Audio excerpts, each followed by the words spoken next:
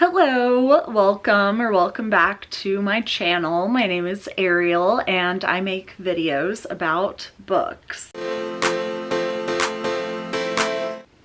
So this March wrap-up video is about to be the quickest one that I hopefully will ever film, because I hope I don't get in as big of a reading slump as I did this month.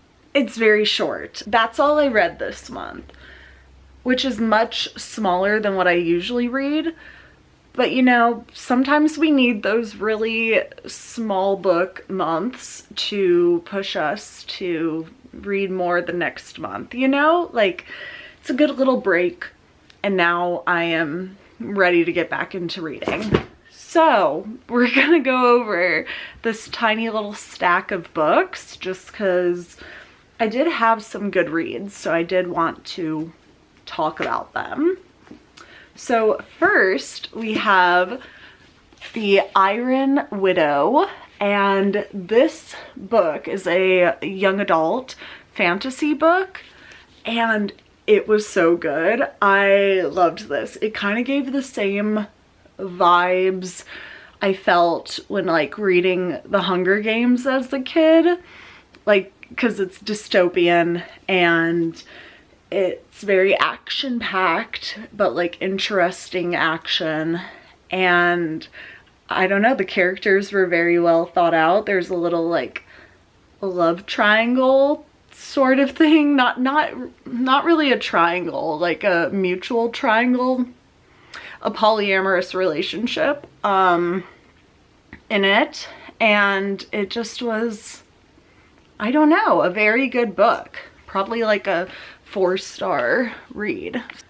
Then I read the second book in this Deal with a Demon series by Katie Robert, and this is the Krakens Sacrifice. And this is just a tiny little smutty fantasy book about a girl that makes a deal with the devil, and she has to spend 7 years like married to this guy, this sea man.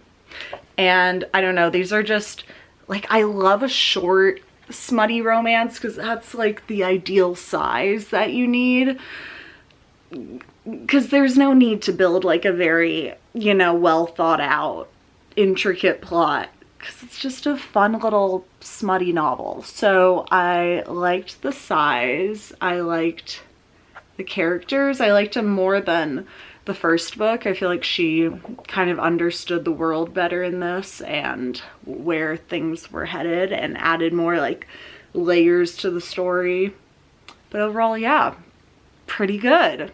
Then I read the second book in the Magnolia Parks universe series, which is Daisy Hates. Daisy Hates, and if you can tell by the amount I annotated it, I loved this. I loved it way more than Magnolia Parks, just because Daisy's character, I think, is more likable. Except for the fact that she's like very awkward and bad around women and does not have any female friends. But like with her backstory, you kind of understand it.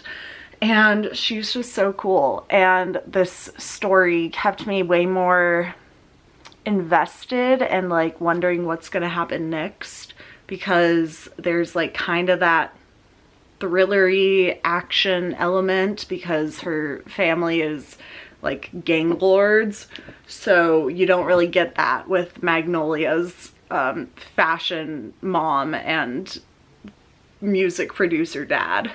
So that added for a bit more intrigue, and I just overall really liked Daisy and being in her mind. So that is that. I haven't read the third one yet because I don't want to go back to Magnolia, which is funny because when I finished Magnolia Parks, I was dreading picking up this because I was like, I really liked Magnolia Parks, so I don't know if I'll like Daisy Hates, but now it's kind of flip-flopped, but I'm sure I'll like it anyway. Next was a quick little thriller I picked up to get myself out of the reading slump, and it definitely worked. This is The Chain, and this is a book about, basically there's this chain, like chain mail, and then, how do I explain this? There's like a kidnapping chain where whoever started it kidnapped somebody, and then they said, okay, in order to get your kid back, you have to kidnap a different kid and then we'll give you it back. And then the chain continues with just these kidnappings. And that's like such an interesting premise, and this book did so well at it. I think, like, I don't know, at first I was like, is this too long for what it is? But I think every page was meant to be there, and it kept me invested until the very end. Then the last physical book we have, that literally is only 5, I don't know what to tell you, and that is Barbarian Lover. I'm making my way through the Ice Planet Barbarian series, and tell me why this book was so good. I don't understand. It's literally like a Avatar fanfic, this series, and I'm obsessed with it.